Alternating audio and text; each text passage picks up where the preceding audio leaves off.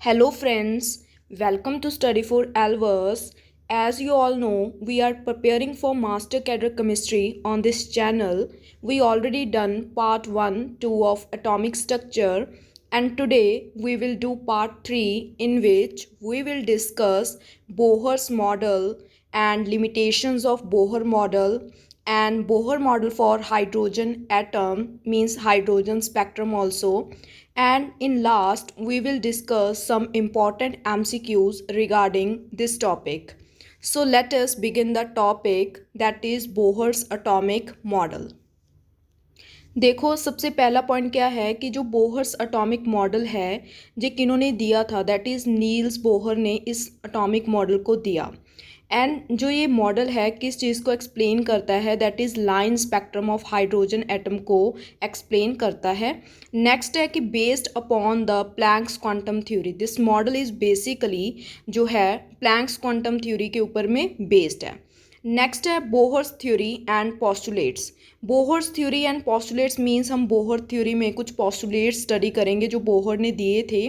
सबसे पहला जो पॉस्टुलेट है वो क्या है, देखो, an atom consists of positively charged nucleus responsible for almost the entire mass of the atom. Bohr ने कहा था कि जो एटम है उसमें पॉजिटिवली चार्जड जो न्यूक्लियस है, जो एटम का इंटायर मास है वो उसी न्यूक्लियस पे बेस्ड है, ठीक है ना, मीन्स उसी पे डिपेंड करता है। ओके, सेकंड पॉइंट देखिए, the electron revolve around the nucleus in certain permitted circular orbits of definite radii. Second postulate यही था कि जो इलेक्ट्रॉन्स हैं वो न्यूक्लियस के अराउंड जो हैं, ठीक है ना, सर्कुलेट करते हैं और उन ऑर्बिट्स मीन्स उनको हम ऑर्बिट्स कहते हैं। ओके, और ये जो ऑर्बिट्स होते हैं इन सभी ऑर्बिट्स के डेफिनेट एनर्जीज होती हैं खुद की। एंड जैसे हमने इन लोअर क्लासेस भी पढ़ा हुआ है कि जो KLMN, ठीक है ना, इस टाइप के शेल्स होते हैं, इनको हम ऑर्बिट्स कहते हैं। सभी की एक फिक्स्ड एनर्जी जो है होती है। नेक्स्ट है, देखो, next point is only those orbits are permitted in which the angular momentum of electron. सिर्फ वही ऑर्बिट्स परमिटेड होंगे, वही ऑर्बिट्स अलाउड होंगे जिनका जो अटोमिक जो एंगुलर मोमेंटम होगा इलेक्ट्रॉन का वो किसके इक्वल होगा, a whole number multiple of h/2π। This is very important, ठीक है ना।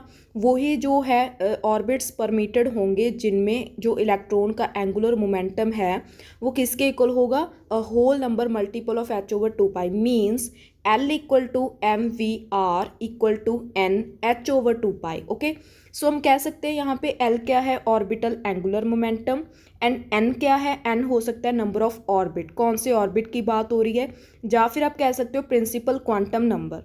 क्वांटम नंबर अभी हमने स्टडी करना है, इसीलिए आप जस्ट यहाँ पे ऐसे ही लर्न कर लो कि N क्या है, principal quantum number.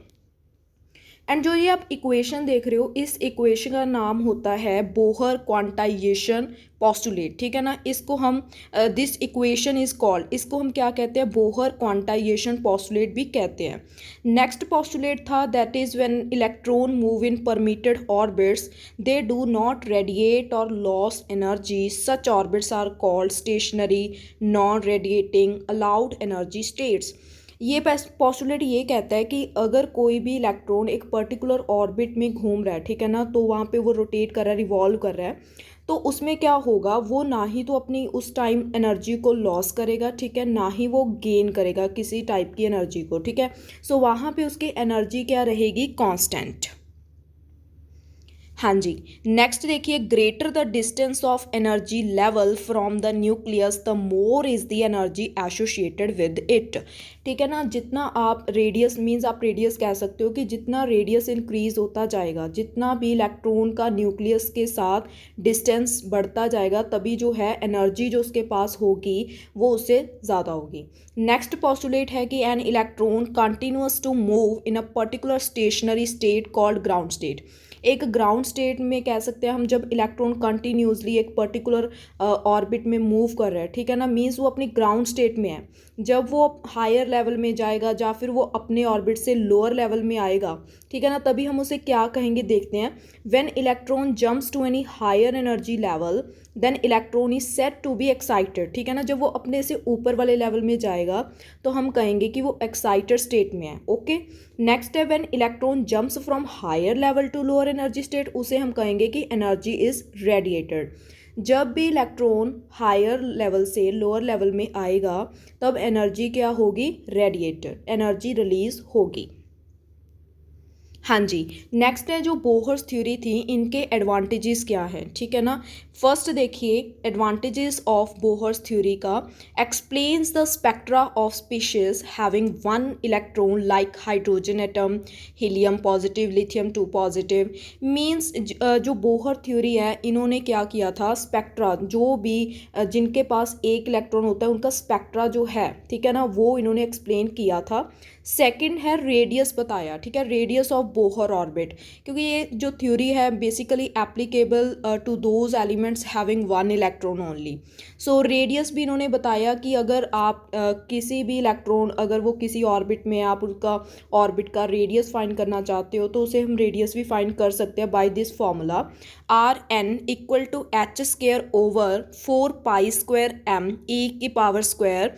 k and into n square over z। यहाँ पे देखो n जो है दैट इज ऑर्बिट नंबर, ऑर्बिट नंबर कह सकते हो आप n को, एंड m क्या है, मास नंबर। मास नंबर तो फिक्स होता है, ठीक है, इलेक्ट्रॉन का, दैट इज 9.1 इंटू 10⁻³ kg। ई की वैल्यू भी फिक्स होती है 1.6 इंटू 10⁻⁻19। जेड जो आप देख रहे हो दैट इज़ अटोमिक नंबर, ठीक है ना, मीन्स कौन सा आप एलिमेंट ले रहे हो उसका क्या अटोमिक नंबर है वो आप वहाँ से पुट कर सकते हो। एंड जो के है यहाँ पे, के होता है कोलम्बिक कांस्टेंट, इसकी भी वैल्यू फिक्स होती है 9 इंटू 10⁻⁹। जब आप ये सारी कांस्टेंट्स वैल्यू ऊपर वाले एक्सप्रेशन में पुट करोगे तो आप देखोगे कि क्या हो जाएगा, that is Rn equal to n square over z into 0.529 angstrom. तो आप क्या कर सकते हो, जो ऊपर वाला फॉर्मूला है, ऊपर वाला एक्सप्रेशन है, उसको लीव करके आप ये वाला formula directly, if you want to find the radius of any electron from the nucleus, ठीक है ना, देन आप ये फॉर्मूला लगा सकते हो, ठीक है। नेक्स्ट देखिए थर्ड पॉइंट है, अगर आपने इलेक्ट्रॉन की वेलोसिटी फाइंड करनी है तो वेलोसिटी का जनरल फॉर्मूला है Vn equal to 2.188 into 10⁸ over n। If you want to find the energy of electron in Bohr's orbit, this is very important, ठीक है ना। Any electron that moving around the nucleus having two energies, that is kinetic energy as well as potential energy. You can add both these energies, kinetic energy as well as potential energy. After adding you will get the expression like E equal to -2π² m z² e⁴ k square over n square h square, ठीक है ना।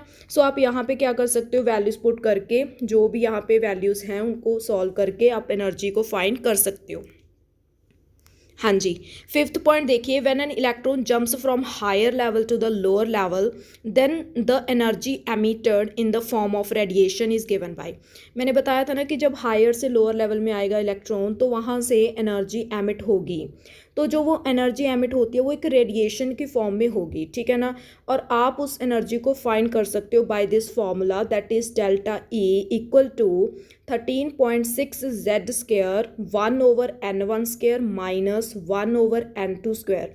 n1 n2 means n2 तो आप कह सकते हो जहाँ से भी जो है एक्साइटेशन इलेक्ट्रॉन जो है हायर टू लेवल, ठीक है ना, हायर लेवल है n2 एंड जो लोअर लेवल है वो क्या आ जाएगा, दैट n1 जो एनर्जी होगी वो लोअर मतलब लोअर स्टेट को आप कह सकते हो n1। ओके, सो यहाँ पे क्या है, अगर आप means E equal to h nu bar के इक्वल होता है, that is wave number.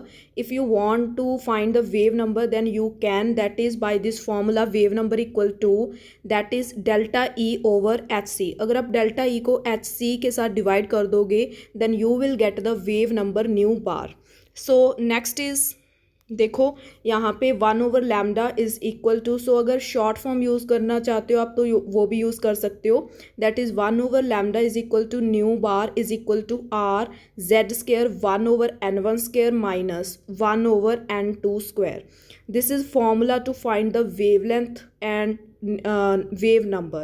R is the fixed value Rydberg constant, that is 109678 per centimeter. Next is the explanation for hydrogen spectrum on the basis of Bohr atomic model. Now we will discuss hydrogen spectrum. Some key facts are there, that is the spectrum of hydrogen consists of several series of lines. जो hydrogen का spectrum होता है उनमें कौन कौन सी lines जो है या फिर कौन कौन सी सीरीज़ जो है उनकी फॉर्मेशन होती है. So first is Lyman series, next is Balmer series, next is Paschen series, bracket series and Pfund series. These series are lie between the some regions. Let us discuss that regions. Lyman series lie between the UV region and Balmer series lies between visible region. Paschen, bracket, Pfund, these three lies between the infrared region. ठीक है जी. सो इनमें से भी question जो है one form में 1 mark में जो है बन सकता है MCQ कि कौन सी सीरीज़ कौन से रीजन में लाई करती है. Next is to find wavelength of the various H lines. अगर जो एच लाइन्स यहाँ पे फॉर्म हुई हैं उनका आप वेवलेंथ फाइंड करना चाहते हो तो वेवलेंथ का जो जनरल फार्मूला होगा that is 1/λ is equal to R 1/n1 square minus 1/n2 square. A hydrogen atom consists of only one electron. Its spectra consists of many spectral lines. Hydrogen atom में 1 electron होता है जो इसका spectra आएगा, इसीलिए उसमें बहुत सारी लाइंस जो हमें दिखाई देती हैं, spectral lines. If an electron jump from nth state to various lower states, अगर कोई इलेक्ट्रॉन जंप कर रहा है nth स्टेट से अपने ही लोअर लेवल्स में, ठीक है ना, वेरियस लेवल्स होते हैं उसमें लोअर लेवल्स में वो जब वो जंप करेगा तो क्या होगा, कितनी मैक्सिमम लाइंस या कितनी मैक्सिमम स्पेक्ट्रल लाइंस वो ऑब्टेन करेगा, ठीक है ना. स्पेक्ट्रा में कितनी स्पेक्ट्रल लाइंस जो आएंगी उसे हम कैसे फाइंड कर सकते हैं, that is with the formula n-1/2 where n is the principal quantum number की वो इलेक्ट्रॉन कौन से ऑर्बिट में प्रेजेंट है. With the help of example समझ लेते हैं हम इसे.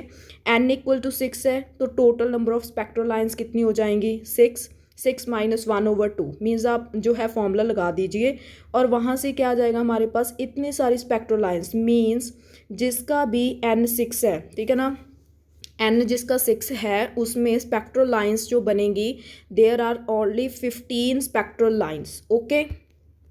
नेक्स्ट है हमारे पास लिमिटेशंस ऑफ बोहर मॉडल. जो भी बोहर मॉडल था उसके क्या लिमिटेशंस हैं, ठीक है. First is it could not explain the line spectra of atoms containing more than 1 electron. Bohr's model था जो वही स्पेक्ट्रा को शो करता है जिसमें 1 इलेक्ट्रॉन होगा जिस एलिमेंट में, लेकिन जिस एलिमेंट में 1 से ज़्यादा है उसको वो एक्सप्लेन नहीं करता. Could not explain the presence of multiple spectral lines, ठीक है ना, कि जो मल्टीपल स्पेक्ट्रल लाइंस आती हैं किसी स्पेक्ट्रा में, ठीक है, उसको भी उन्होंने नहीं बताया कि वो क्यों आती हैं. Could not explain the splitting of spectral lines in magnetic field. जब भी हम मैग्नेटिक फील्ड प्रोवाइड करते हैं तो स्पेक्ट्रल लाइंस में स्प्लिटिंग हो जाती है, ठीक है ना, उसे हम जीमन इफेक्ट भी बोल देते हैं. एंड जब भी हम उसे इलेक्ट्रिक फील्ड में रखते हैं, 2 फील्ड्स में रख सकते हैं, magnetic field and electric field. And जब मैग्नेटिक फील्ड में रखते हैं उस इफेक्ट को हम जीमन इफेक्ट बोलते हैं, एंड जब इलेक्ट्रिक फील्ड में रखते हैं हम उसको स्टार्क इफेक्ट बोलते हैं, ठीक है. स्प्लिटिंग क्यों होती है वो भी एक्सप्लेन नहीं कर पाए. The intensity of the spectral lines was also not explain. Intensity के बारे में भी इन्होंने कुछ भी नहीं बताया. नेक्स्ट है unable to explain the dual nature of matter. Matter अभी हमने डुअल नेचर जो आपके सिलेबस में मेंशन है वो भी हमने पढ़ना है, लेकिन इन्होंने वो भी नहीं बताया. डुअल नेचर क्यों है मैटर का वो भी इन्होंने एक्सप्लेन नहीं किया, जो कि डी ब्रॉगले कॉन्सेप्ट लगा के एक्सप्लेन हुआ था, ठीक है. Could not explain uncertainty principle, ये भी आपके सिलेबस में मेंशन है, ये भी अभी हमने करना है. ओके. इन्होंने अनसर्टेनिटी प्रिंसिपल को भी एक्सप्लेन नहीं किया. Next, no conclusion was given for the concept of quantization of energy. Energy quantized है, इस कॉन्सेप्ट के बेस पे भी इन्होंने कोई भी कंक्लूजन नहीं निकाला. नेक्स्ट देखिए, दैट इज एक क्वेश्चन जो है हम कर लेते हैं इसके बेस पे. The wavelength of first spectral line in the Balmer series is 6561 angstrom. Calculate the wavelength of the second spectral line in Balmer series. देखो लास्ट वीडियो जिन्होंने भी देखी है ना पार्ट 2, वहाँ पे मैंने आपको बताया था कि हाइड्रोजन स्पेक्ट्रम के बारे में, बाल्मर सीरीज़ के बारे में।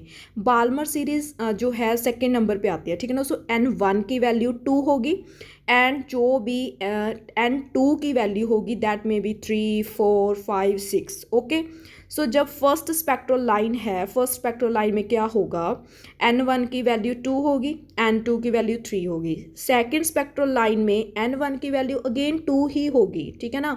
N2 की वैल्यू 4 होगी। हो सकता है 4 से जो है जंप करके वो सेकेंड लेवल में आए, हो सकता है 3 से सेकेंड लेवल में आए, मीन्स सेकेंड से नीचे नहीं जाएगा। मिनिमम जो वैल्यू होती है वो 2 होती है बाल्मर सीरीज़ पे। आपको वेवलेंथ दी हुई है और आपने कैलकुलेट करनी है wavelength of the second line, ठीक है ना। सेकेंड स्पेक्ट्रल लाइन की wavelength you have to find. So आप फॉर्मूला लगा दीजिए, 1/λ is equal to R 1/N1² minus 1/N2², ठीक है। यहाँ से आप क्या करोगे, पुट कर दोगे वैल्यूज़ को और हमारे पास क्या आ जाएगा, 1/6561 equal to R 5/36। Next you have to find the wavelength of second spectral line. Again apply this formula, 1/λ is equal to R 1/2² minus 1/4²। Solve it, you will get R 3/16। From the above value you will get R, ठीक है ना। From first you will get R, put this value of R in here, so you will get the value of lambda as 4860 angstrom, ठीक है जी। सो angstrom जो units होते हैं वो वेवलेंथ के होते हैं, मैंने पार्ट 2 में भी बताया था आपको। हाँ जी, अब है क्वेश्चंस की बारी। सो क्वेश्चंस कर लेते हैं हम इसके रिलेटेड जो भी हैं। That is question number 1 is, ये देखो, Bohr's model can explain. Bohr's model ने क्या एक्सप्लेन किया, the spectrum of hydrogen atom only. नहीं, हाइड्रोजन एटम का नहीं किया ओनली, और भी थे जिनका किया, लिथियम 2 पॉजिटिव, ठीक है ना, और भी थे जिनके पास 1 इलेक्ट्रॉन होता है। सो बोहर्स मॉडल, ये ए ऑप्शन तो नहीं आएगा इसका आंसर। स्पेक्ट्रम ऑफ एटम और ion containing 1 electron only. So second जो है B is the correct answer. Okay, spectrum of atom और आयन कंटेनिंग 1 इलेक्ट्रॉन ओनली, ठीक है, जिसका आंसर आ जाएगा बी। हाँ जी, नेक्स्ट क्वेश्चन देखो, when an electron jumps from L to K shell, energy is absorbed, energy is released, energy is sometimes absorbed and sometimes released, energy is neither absorbed and nor released। देखो इसमें क्या होता है, मैंने बताया था ना आपको कि जब हायर लेवल से लोअर लेवल तक आएगा तो वहाँ से एनर्जी रिलीज होगी, ठीक है ना। क्या क्या शेल्स होते हैं, KLMN, ठीक है ना। सो L to K जा रहा है, फ्रॉम हायर टू लोअर जा रहा है, सो एनर्जी क्या होगी, release. B is the correct answer. Next देखिए, Bohr model of an atom could not account for, ठीक है ना। यहाँ पे आप देख सकते हो कि बोहर मॉडल में एमिशन स्पेक्ट्रम पॉसिबल है, यस। एब्जॉर्प्शन स्पेक्ट्रम भी पॉसिबल है, बिल्कुल सही है। लाइन स्पेक्ट्रम ऑफ हाइड्रोजन, ये तो हमने ऑलरेडी डिस्कस की, हाइड्रोजन स्पेक्ट्रा तो इन्होंने दिया ही था। नेक्स्ट है D is the fine spectrum. So जो फाइन स्पेक्ट्रम है, ठीक है ना, वो हम बोहर मॉडल में डिस्कस नहीं करते। सो इसका आंसर आ जाएगा डी। नेक्स्ट देखिए, which of the following statements does not form part of Bohr's model of the hydrogen atom. इनमें से 4 ऑप्शंस आपको दी गई हैं, आपने इन स्टेटमेंट्स में से बताना है कि कौन सी जो है Bohr model of hydrogen atom से रिलेट नहीं करती। सो 21 या क्वेश्चन नंबर 4 का आंसर जो है दैट इज़, फर्स्ट देखो ऑप्शन क्या है, energy of the electrons in the orbit is quantized. बिल्कुल सही है कि एक ऑर्बिट में जो इलेक्ट्रॉन की एनर्जी होती है वो कांस्टेंट होती है, बिल्कुल सही है। नेक्स्ट देखो, the electron in the orbit nearest the nucleus has the lowest energy, ये भी सही है। Electrons revolve in different orbits around the nucleus, बिल्कुल। इलेक्ट्रॉन सिर्फ एक ही ऑर्बिट तो नहीं होता ना, बहुत सारे different orbits are there, electrons revolve करते हैं वहाँ पे, बिल्कुल करते हैं रिवॉल्व। डी है the position and velocity of the electrons in the orbit cannot be determined simultaneously, ठीक है ना। अनसर्टेनिटी प्रिंसिपल की बात हो रही है यहाँ पे, एक्चुअली ये तो इन्होंने डिस्कस ही नहीं किया था बोहर मॉडल ने। सो इसका जो करेक्ट आंसर आएगा दैट इज डी।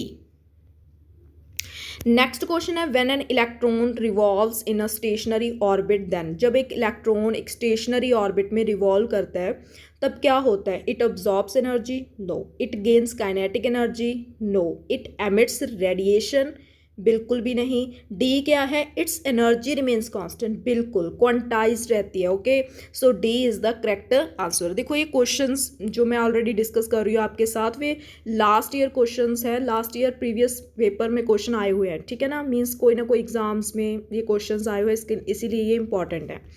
नेक्स्ट देखो, the postulate of Bohr theory that electrons jump from one orbit to other rather than flow is according to, so इसका आंसर क्या आ जाएगा? हाँ जी, इसका आंसर आ जाएगा that is the quantization concept, ठीक है ना। ये क्वांटाइजेशन कॉन्सेप्ट से रिलेट करती है ये लाइंस। नेक्स्ट देखो, the energy of an electron in nth orbit of hydrogen atom is, nth orbit जो होता है हाइड्रोजन एटम का, लास्ट कह सकते हो आप, जा nth जनरली, वहाँ पे एनर्जी कितनी होती है? सो हाइड्रोजन एटम में आपने लर्न कर लेना है कि कितनी एनर्जी होती है। That is correct answer is C, 13.6 over n square electron volt. Next है the expression for Bohr's radius of an atom is, already discuss अभी हमने किया था कि जो बोहर्स रेडियस है वो कितना होता है, ठीक है ना। सो इसका जो करेक्ट आंसर है that is B, r is equal to n square h square over 4 pi square m e d square into z. Correct answer is B. हाँ जी, नाइन्थ क्वेश्चन है the energy of an electron revolving in, मतलब आपने energy का expression बताना है कि कौन सा करेक्ट है, ठीक है। ऐसे भी एग्जाम्स में क्वेश्चन बन सकता है आपको, क्योंकि इनके रिलेटेड अगर हम एमसीक्यू की बात करें, मींस न्यूमेरिकल की बात करें इन related to this formulas, means energy radius, तो वो काफ़ी ज़्यादा, ठीक है ना, कैलकुलेशंस लेंदी हो जाएगी, लेकिन एग्जाम में इतना लेंदी जो है पोर्शन नहीं आता। ओके, सो देखो लास्ट ईयर क्वेश्चन ये आपको मैं जो डिस्कस करवा रही हूँ आपके साथ, मीन्स ये क्वेश्चन प्रीवियस ईयर में आए हुए हैं, ठीक है ना। सो देखो ये कैसे क्वेश्चंस बने हुए हैं। ओके, सो न्यूमेरिकल मेरे अकॉर्डिंग इतने इंपॉर्टेंट नहीं है, एक्सप्रेशंस आर मोस्ट इंपॉर्टेंट, ठीक है। सो ऐसे क्वेश्चन बन सकते हैं आपको, सो आपने लर्न करना है, मेन एक्सप्रेशंस लर्न कर लेने हैं, ठीक है। सो 32 का जो करेक्ट आंसर है that is C, E n equal to -2 pi square m e की power 4 Z square over n square h square. Next देखिए 10th question, Bohr's radius can have, Bohr's radius जो है इसकी कौन कौन सी वैल्यूज़ हो सकती हैं? That is discrete values, positive values, negative values या फ्रैक्शनल वैल्यूज़। रेडियस की बात हो रही है, सो इसका जो करेक्ट आंसर आएगा that is B, positive values. Next देखिए, the first use of quantum theory to explain the structure of atom was made by, ठीक है ना। किन्होंने जो क्वांटम थ्योरी को यूज़ किया था अपने एटम की स्ट्रक्चर बताने के लिए, ठीक है ना, वो किन्होंने यूज़ किया था? That is the correct answer is Bohr. Quantum theory means Planck's quantum theory. Okay, so Planck's quantum theory मैंने स्टार्टिंग में ही बताया था आपको, जब वीडियो स्टार्ट हुई थी तभी बता दिया था कि प्लैंक्स क्वांटम थ्योरी के बेस पे जो है बोहर्स थ्योरी है, ठीक है जी। So this is all about Bohr's model and its limitations and some important MCQs. अगर आपको वीडियो पसंद आई है तो वीडियो को लाइक कीजिए, कमेंट कीजिए, सब्सक्राइब कर दीजिए चैनल को, सो दैट जो अपडेट्स है आप तक टाइम टू टाइम आती रहे। So thank you students, thank you for watching, thank you a lot.